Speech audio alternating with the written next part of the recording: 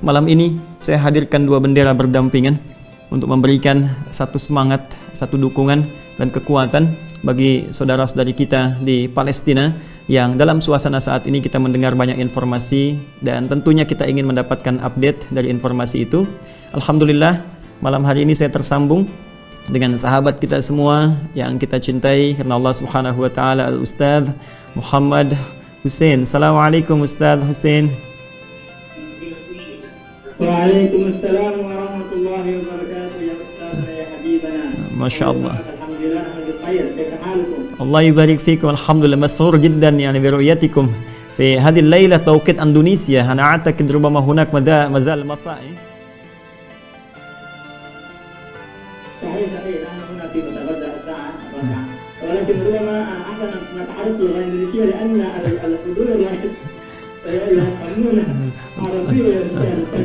طيب اشتقنا إليكم ولأخبار الإخوة هنا في فلسطين ودائما دعاؤنا موصول إليكم جميعا في صلواتنا وفي قنوتنا وفي قلوبنا إن شاء الله. وطبعا في المشاهدين الأندونيسيين مشتاقون إلى سماع الأخبار الحديثة الآتية من غزة خاصة في فلسطين، كيف تطورات الحديثة. فالآن طبعا أكثر المشاهدين الأندونيسيين لا يجدون العربية عامة، فنرجو منكم السماح لنتحدث يجري الحوار باللغة الأندونيسية إن شاء الله.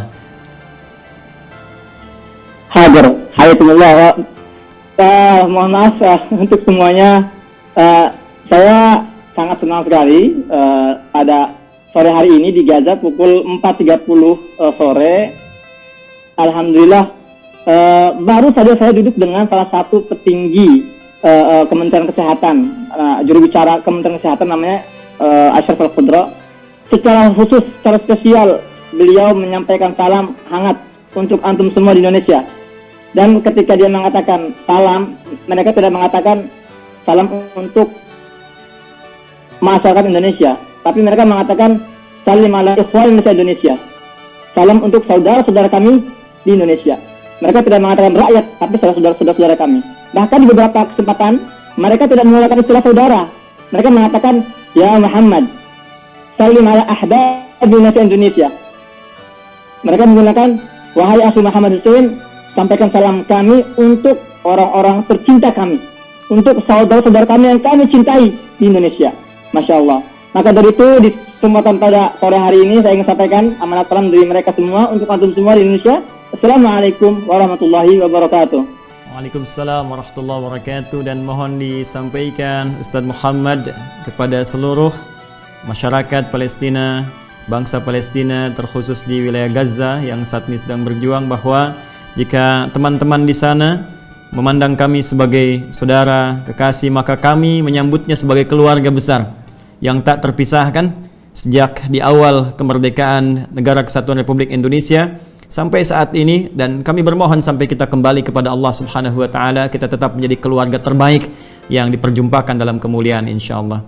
Ustaz Muhammad, mohon izin, ada keterwakilan dari masyarakat kita di Indonesia yang ingin mengetahui beberapa poin-poin terkait perkembangan situasi di Palestina, khususnya di Gaza. Ada 3 poin barangkali yang ingin kami batasi di pertemuan malam hari ini. Yang pertama, mohon bisa diberikan informasi kepada kami, informasi tentang situasi terkini di Gaza, ya, seperti apa gambarannya, ataupun Palestina secara umumnya, bagaimana situasinya, dan kami persilahkan Ustaz Muhammad. Iya, baik Ustaz. Alhamdulillah, ini hari ke-8 kita memasuki masa-masa genting dan mencekam. Untuk pertama kalinya saya bisa keluar rumah, keluar tempat tinggal saya, keluar kompleks saya, dan saya masuk ke wilayah Gaza.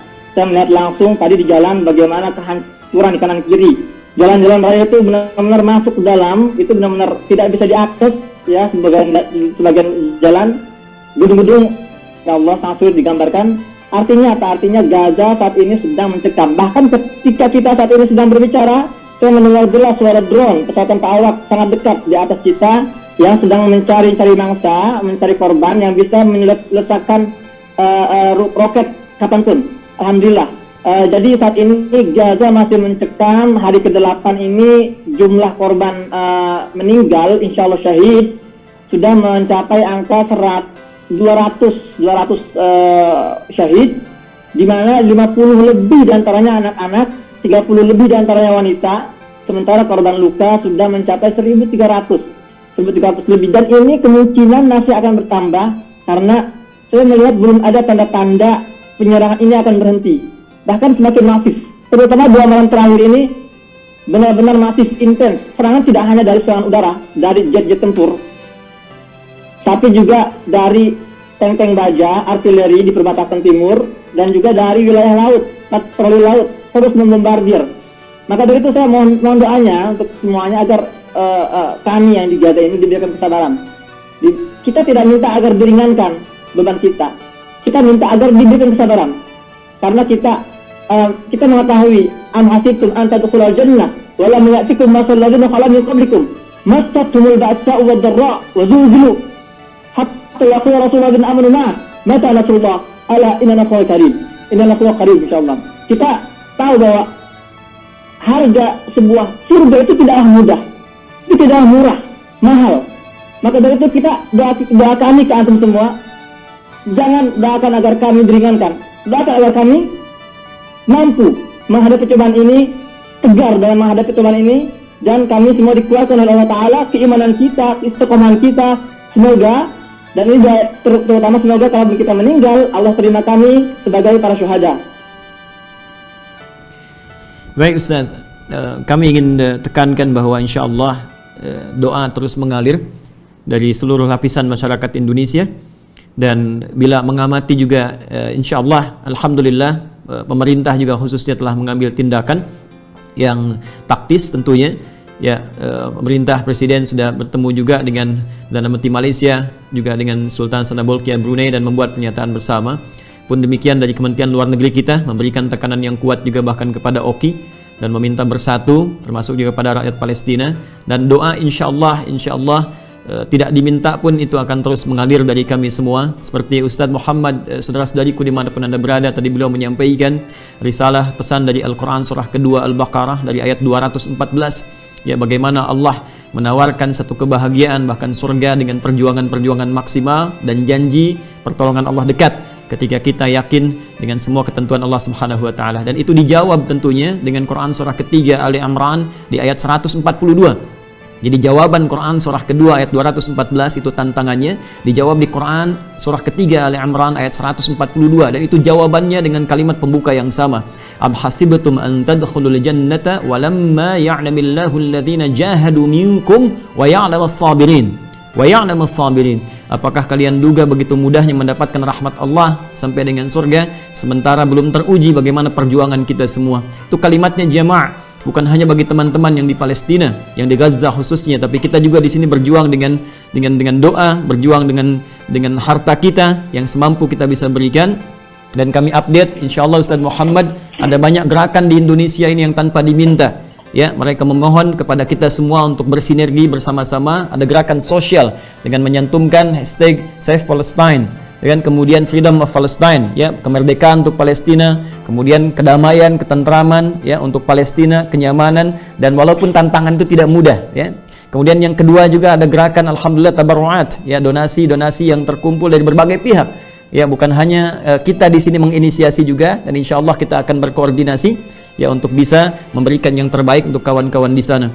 Namun demikian juga kami ingin mengkonfirmasi, ada berita juga menyampaikan bahwa rumah sakit juga, bahkan aksesnya untuk ke sana mengalami kesulitan. Kami dengar demikian, benar Ustaz Muhammad? Iya, benar sekali, karena saya juga barusan saya ini keluar dari rumah ini tidak menggunakan mobil pribadi atau mobil angkutan umum karena jalanan sepi, kosong. Tapi saya alhamdulillah dengan izin Allah saya berkomunikasi dengan Kementerian Kesehatan, dan kami dijemput langsung oleh mobil milik Kementerian Kesehatan demi mengawal keamanan kita. Dan saya memang melihat bagaimana jalan-jalan itu hancur, akses masuk ke rumah sakit itu benar-benar sangat sulit sekali. Termasuk di wilayah utara tempat akses rumah sakit Indonesia. Saya belum melihat langsung, tapi saya mendengar dan mengikuti kabar yang saya juga komunikasi dengan teman-teman di sebelah utara. Memang itu benar.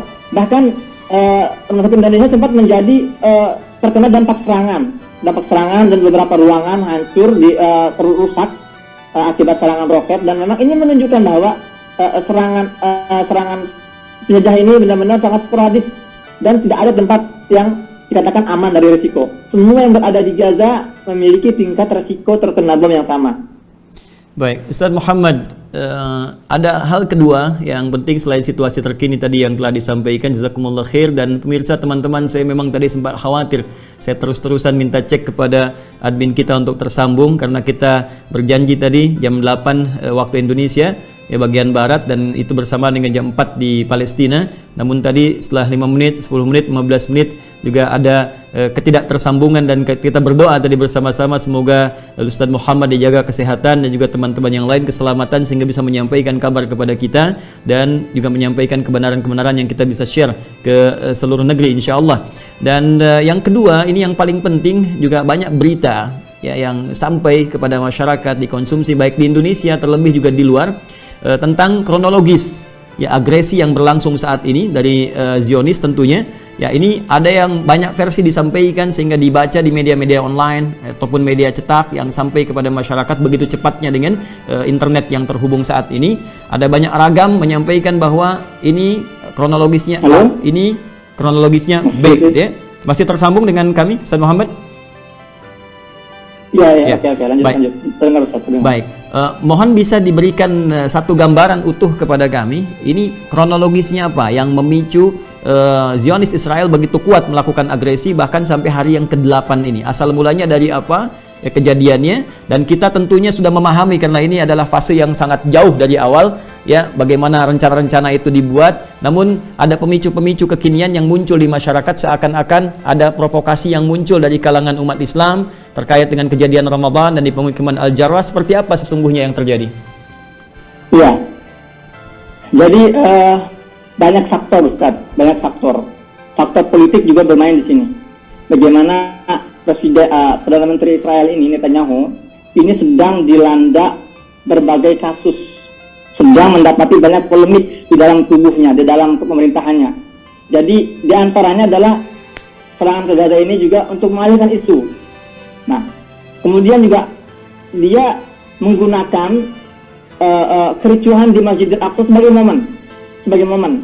Jadi memang ada beberapa sumber ya terkait terjadinya serangan kali ini. Ada yang mengatakan bahwa ini bersumber dari anak-anak muda Palestina yang kita melempari polisi, kemudian juga akhirnya itu semua sudah saya jelaskan ketika saya live di TV One beberapa waktu lalu. Memang kalau itu terjadi, saya tidak benar-benar melihat memang apakah ada benar-benar yang melempari kepolisian. Saya bisa sampaikan, kalau itu terjadi itu suatu hal yang wajar. Suatu hal yang wajar ketika warga Palestina itu hidup dalam tekanan, intimidasi, dan terorisme yang sangat parah setiap hari. Rumah mereka diusir di desa Sheikh Jarrah, penjualan pasang mata, diusir, berusaha untuk direbut, dinetralisir tempatnya. Para pemuda Palestina di Al-Quds wajar kalau mereka berontak, mereka marah, mereka ingin melawan, mereka ingin mencegah. Di antaranya mungkin ada anak-anak kecil melempar batu, itu hal yang wajar. Namun respon dari kepolisian Israel ini ya yang jadi permasalahan. Seolah mereka memanfaatkan momen, lah ini anak ini lempar kita batu, kita langsung serbu. Mulai mereka menistakan Masjidil Aqsa, mereka menteror, mengintimidasi umat Islam yang sedang beretika, yang sedang beribadah di Masjidil Aqsa, itu dibubarkan dengan cara bengis, dengan granat stun, granat suara, dengan gas air mata, dengan pukulan, dengan berbagai jenis kekerasan. Sampai kaum wanita juga banyak yang bergering tangan jatuh, banyak yang berdarah-darah karena serangan-serangan tersebut. Sebetulnya saya sudah sampaikan juga sekitar 3 pekan yang lalu, ketika kondisi di Al-Aqsa belum terlalu panas, saat itu kondisi masih panas di Al-Jarrah. Saya sampaikan melalui channel YouTube saya, bahwa kalau ini terus terjadi, kemungkinan para pejuang Palestina di Gaza akan ikut campur. Dan benar, ternyata para pejuang Gaza ini sudah mengultimatum pihak Zionis Israel dari Gaza. Kenapa dari Gaza? Kenapa para pejuang Gaza nggak ke Masjidil Aqsa? Karena memang jarak terpisah. Kita di Gaza, Masjidil Aqsa itu 75 km jaraknya. Kita nggak bisa ke sana, nggak bisa akses karena di sana dikuasai oleh wilayah jajahan Israel. Nah, para pejuang ini mengultimatum, wahai Zionis, kalau kalian tidak menghentikan serangan kalian ke Baitul Maqdis, ke masjid kita, Masjidil Aqsa, kalau kalian tidak menarik pasukan, kalau kalian tidak menghentikan serangan kalian di desa Syekh Jarrah, jangan salahkan kami untuk ikut campur. Satu kali ultimatum tidak diindahkan, malah semakin parah. 2 kali, 3 kali, sampai tanggal 27 Ramadan hari Senin 10 Mei sore jam 4, seorang juru bicara faksi gabungan perlawanan di Gaza, Abu Ubaidah, itu melontarkan ultimatum terakhir. Dia bilang, wahai Israel, ini ultimatum terakhir. Saya kasih kesempatan sampai jam 6 sore. Kalau sampai jam 6 sore kalian tidak tarik pasukan kalian dari Masjidil Aqsa, kalian tidak tarik pasukan kalian dari desa Syekh Jarrah, kalian tidak bebaskan para tawanan-tawanan yang ditangkap sejak eskalasi terakhir ini, maka jangan salahkan kami ikut campur. Lagi-lagi bukannya mengindahkan, malah semakin memprovokasi. Akhirnya hari Senin tersebut jam 6 para pejuang menepati janjinya, mulai menghujani roket-roket ke wilayah kekuasaan Zionis Israel, dan saat itu mulai pecah pertempuran.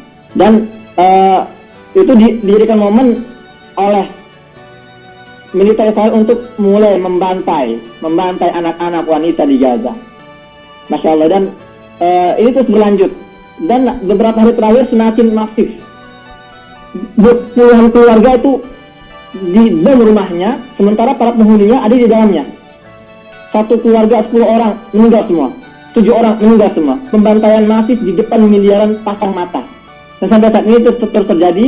Jadi intinya adalah semua ini pecah karena adanya aksi provokasi, intimidasi, terorisme Israel terhadap umat Islam di Al-Quds yang tidak bisa dibiarkan oleh umat Islam di Gaza. Mereka juga merasa yang di Al-Quds adalah mereka juga mereka satu jiwa, satu raga, satu masjid, satu semangat. Mereka tidak bisa membiarkan orang-orang di Al-Quds dihinakan sementara mereka diam-diam saja. Ini adalah salah satu bentuk bagaimana umat Islam di Palestina bersatu dalam perlawanan terhadap para penjajah Zionis Israel. Baik, kami melihat setidaknya kita bisa ambil sedikit simpulan dari kronologis yang tadi disampaikan. Kita bisa katakan yang pertama adalah ada aspek politis ya, dari situasi politik internal di kalangan Israel sendiri, ya, di mana terjadi sebuah cipta kondisi kalau kita bisa duga, karena memang dari pengamatan kita dari geopolitik dunia, kalau ada ingin pembuktian kekuatan terbaik untuk dikukuhkan sebagai Perdana Menteri dan yang lainnya, maka salah satu pembuktiannya bagaimana dia bisa menaklukkan faksi-faksi perjuangan di Palestina, khususnya di Gaza.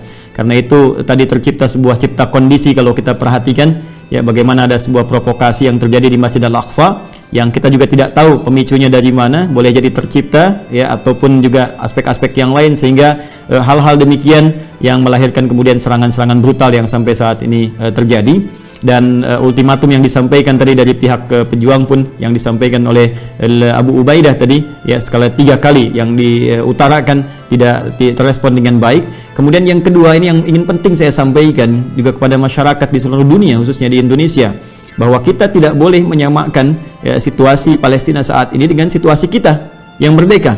Ya, sekarang kondisi di Palestina kondisi terjajah. Ya, itu yang harus kita sepakati dulu, ya. Kondisi terjajah dengan berbagai kemungkinan bisa terjadi aksi tindakan kekerasan, terorisme, ya, semau-maunya, dan ini tadi seperti disampaikan berlangsung di depan miliaran pasang mata manusia. Ya, dan cukup saya kira 2 hal untuk menjadi perhatian kita dari masyarakat Indonesia, bahwa yang pertama kita harus bawa, dan seperti saya sampaikan ini, kepada sisi kemanusiaan dulu. Ya, kalau kita tidak sepakat dari sisi keagamaan, barangkali kita bisa sepakat dari sisi kemanusiaan. Ya, kita tidak melihat di sini perjuangan para pendekar HAM, ya, yang saya kira di dalam negeri pun ini saya nggak melihat banyak muncul ini, yang biasa bersuara-suara gitu kan. Ya, kalau ada tempat ibadah yang lain kemudian ada persoalan, langsung suaranya kencang begitu luar biasa. Nah, ini Masjidil Aqsa, masjid yang disucikan oleh bahkan 3 agama, ya kan?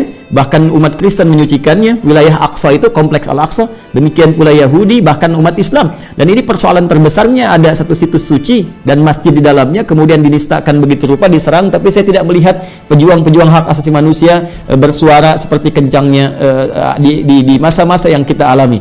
Nah, ini penting bagi saya untuk bisa membawa pesan kepada dunia bahwa cukup menjadi manusia.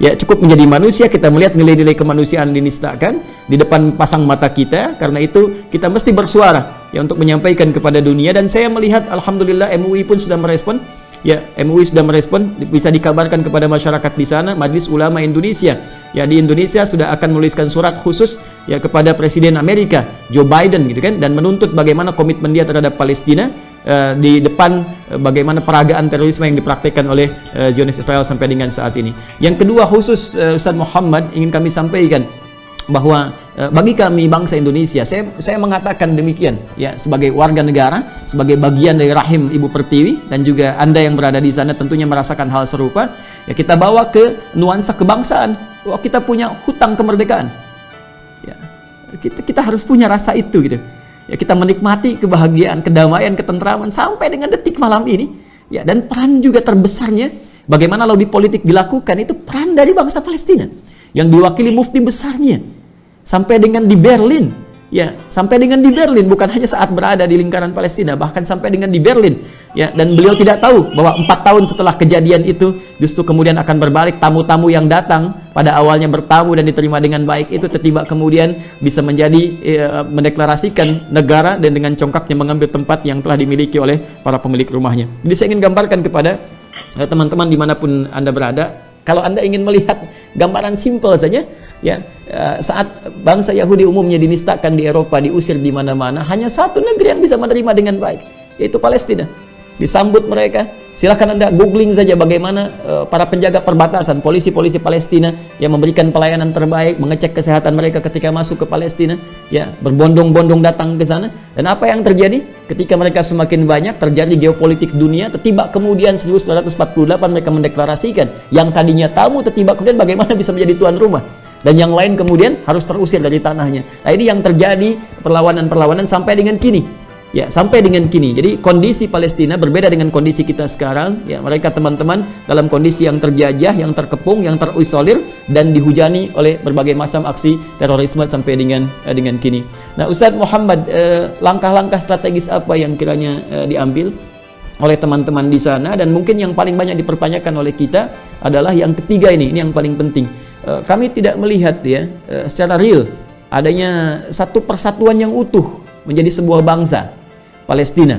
Ya, seperti kita pelajari di Indonesia dulu, kita berjuang terpecah-pecah, ya, as-salatin, sultan-sultan, ya, provinsi ini, pulau ini, tapi ketika kita bersatu menjadi satu kesatuan negara kesatuan Republik Indonesia dan kita mendapatkan kemerdekaan itu. Kami melihat di sini ada jalur Gaza, ada tepi barat, ada Fatah, ada Hamas, ada yang lainnya pula. Nah, apakah kondisi semua ini memiliki satu visi yang sama dalam arti bisa bersinergi dan dimungkinkan itu terjadi untuk mempercepat penyatuan dan mendapatkan kemerdekaan yang diraih, atau bagaimana kondisi sesungguhnya? Memang perpecahan yang terjadi antara Hamas Fatah ini juga tidak lepas dari campur tangan Zionis Israel. Persis seperti yang terjadi di Indonesia ketika masalah perpecahan politik belah bambu. Namun sekali lagi saya katakan, mereka bermakar, tapi Allah lah sebaik-baik yang bermakar. Mungkin mereka tidak paham bahwa di sektor politik memang ada beberapa perselisihan antara Hamas dan Fatah. Itu sudah umum lah. Tapi yang tidak diketahui bagaimana perlawanan perjuangan di sektor militernya. Teman-teman harus tahu bahwa yang sedang berjuang di Gaza ini bukan cuma Hamas. Dan Hamas ini bukan pasukan militer, Hamas ini pasukan politik, partai politik. Sama dengan Fatah, itu partai politik. Setiap partai politik di Gaza itu atau di Palestina punya yang namanya sayap militer. Partai Hamas punya sayap militer namanya Brigadier Azzuddin Al-Qassam. Partai Fatah punya sayap militer namanya Brigade Syuhada Al-Aqsa. Partai Jihad Islami ada namanya Brigade Al-Quds. Kemudian juga ada Jabhah Demokratiyah. Ada 12 sayap militer di Gaza, semuanya bersatu padu. Di atas mereka berpecah, meskipun tidak parah ya perpecahannya, tapi di bawah mereka bersatu padu. 12 faksi perlawanan di Gaza ini bersatu dalam sebuah gabungan yang mereka namakan Ruang Koordinasi. Makanya itu tidak mudah dipatahkan. Kalau Hamas berjuang sendiri, terus sayap militer yang berjuang sendiri, itu akan mudah dihancurkan. Tapi hari ini saya ingin menyampaikan kabar gembira buat teman-teman semua. 3 hari yang lalu, Abu Ubaidah juga mengeluarkan statement. Ya, ketika para petinggi militer Israel mengancam akan melakukan serangan masif selama berbulan-bulan dalam jangka panjang, Abu Ubaidah mengatakan kami juga telah mempersiapkan diri untuk menghujani Tel Aviv selama 6 bulan. Kita lihat siapa yang lebih kuat bergeningnya. Ya, artinya memang ada persatuan.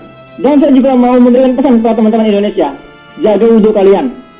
Kalau batal wudhu lagi, kemungkinan kita akan sholat di Masjid Al-Aqsa dalam waktu dekat. Ini bukan sembarangan isapan jempol. Sekali lagi, kemungkinan besar Al-Aqsa akan terbebas dalam waktu dekat. Karena hari ini Zionis sedang dalam masa lemah-lemahnya. Tidak hanya di Gaza. Perjuangan yang terjadi di Gaza ini, perlawanan di Gaza ini memicu semangat teman-teman saudara kita di wilayah sebelah barat. Di kota Al-Lud, Babul Lud, di Ramlah, di Al-Quds, di Akka. Banyak kota-kota mulai intifada, mulai berontak. Jadi sekarang pihak Zionis ini sedang kalang kabut. Dari Gaza mereka mendapatkan hujan roket, dari dalam mereka mendapatkan perlawanan sendiri. Makanya mereka frustasi, mereka mulai target anak-anak dan wanita. Jadi sekali lagi, kondisi Zionis ini benar-benar sedang kalang kabut. Maka dari itu teman-teman, mohon doanya, insya Allah persatuan di Gaza baik-baik saja. Meskipun kita jangan melihat dari kacamata politik ya. Tidak, kita melihat dari perlawanannya, dari grassroots-nya, dari bawahnya. Semua tidak ada perselisihan. Semua memiliki musuh bersama, yaitu penjajah ini. Dan itulah fakta yang harus disahami oleh kalian semua. Dan pesan saya, fakta ini juga harus sampai ke yang lain agar menjadi kabar gembira untuk umat Islam, agar menjadi pelajaran. Kita di sini sudah bersatu. Sekarang antum, siapa antum semua di sana bersatu? Karena ayat persatuan inilah yang akan kelak menciptakan kemenangan dan mengembalikan Masjid Al-Aqsa ke pangkuan kita semua, insya Allah. Baik, Ustaz Muhammad, ada satu hal lagi yang penting, bahwa seperti kita ketahui, Indonesia alhamdulillah berikan anugerah kepada kita semua, hadir di dalamnya dan berisi keragaman, termasuk juga keyakinan di dalamnya. Ada 6 agama yang diakui di pemerintahan, selain Islam tentunya yang mayoritas, ada juga Kristen, ada juga Katolik, Buddha, Hindu dan Konghucu. Nah, bisakah memberikan gambaran kepada kita semua, karena persepsinya ketika berbicara tentang Palestina, ya yang tampil kemudian yang tersampaikan lewat media adalah ini kepentingan umat Islam saja yang berjuang. Ya, ini kepentingannya Masjidil Aqsa. Isunya selalu dibawa ke isu-isu sentris agama, sehingga seakan-akan ini perjuangan antara umat Islam melawan Zionis Israel. Ya, tidak dalam konteks bagaimana bumi Palestina seutuhnya yang sedang dalam kondisi terjajah. Sedangkan kita ketahui juga di Palestina tentunya ada juga kalangan dari Kristen tentunya. Kemudian juga ada sebagian yang mungkin boleh jadi di luar itu. Berikan gambaran kepada kami bagaimana semangat-semangat juga selain Muslim yang ada di sana, yang menyatu tentunya dengan umat Islam dalam membebaskan Palestina dari penjajahan Zionis Israel. Terlebih kami dengar dan baca berita juga bahwa Paus juga memberikan statement dan mengecam agresi yang terjadi sampai dengan hari ke-8 ini. Bagaimana pandangan Ustaz Muhammad tentang penyatuan masyarakat Muslim dan non-Muslim yang ada di Palestina untuk membebaskan Palestina dari penjajahan, sehingga memberikan kesan dan citra positif ke kami yang ada di sini termasuk non-Muslim juga, bahwa isu yang terjadi ini bukan isu kepentingan umat Islam semata, tapi lebih kepada nilai kemanusiaan, nilai kebangsaan yang terjajah, dan juga komitmen kita di Undang-Undang Dasar pembukaan yang kita katakan bahwa penjajahan di atas dunia harus dihapuskan karena tidak sesuai dengan peri kemanusiaan dan peri keadilan. Dan ini komitmen bukan komitmen orang Islam Indonesia saja, tapi komitmen seluruh warga negara Indonesia. Artinya, saya ingin berikan pesan kepada non-Muslim juga, ya, kepada saudaraku di Katolik, saudaraku di Kristen, saudaraku di Buddha, di Hindu, bahkan di Konghucu, dan semua bahkan yang menjalin merajut kesatuan di negara kesatuan Republik Indonesia. Kita punya komitmen besar, ya, di dasar undang-undang kita, di pembukaannya. Dan sekarang negeri yang telah membantu kita merdeka sedang terjajah. Tolong berikan satu gambaran kepada kami, bagaimana sikap non-Muslim juga yang ada di sana. Terima kasih Ustaz Muhammad, silakan. Iya, sekitar 2018 atau 17 saya pernah mengunjungi sahabat saya, dia orang Kristiani di Gaza. Saya pernah diundang oleh mereka datang ke gereja mereka, bukan untuk ceramah, tapi untuk kepentingan jurnalistik. Baik. Di situ antum bisa cek di YouTube saya, channel YouTube saya, itu saya bikin vlog dalam sana, dan mereka cerita bagaimana ketika terjadi serangan mereka juga terkena dampak, bahwa serangan Israel